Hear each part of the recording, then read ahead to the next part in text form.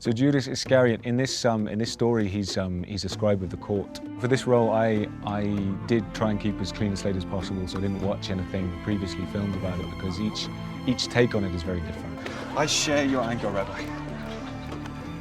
Let me follow you. I read as much historical facts and text that I could. When I read this at first, I kind of wanted to, sort of steer clear from the normal perception of Judas, which is essentially just a bad guy, just a betrayer. Also, I think for me, it was one of the best ones I'd seen written. There's a lot of subtlety to it, and there's a lot of vulnerability to Judas, and kind of naivety as well, which is, for me, what eventually led him to be swayed and be tempted by money to eventually betray Jesus. To me, seemingly, he's a kind of a young lad that's essentially just wants to believe in things and wants to join. He's just as easily swayed, and persuaded by other things. Judas Iscariot.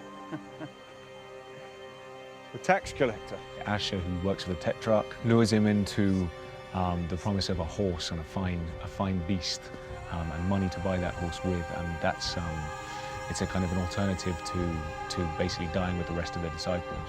The way that I read it, the way that I kind of wanted to angle it, was that he was a slightly more sensitive side to him. So it wasn't all out a betrayer or a villain, as commonly perceived. I want that rope. Just the rope.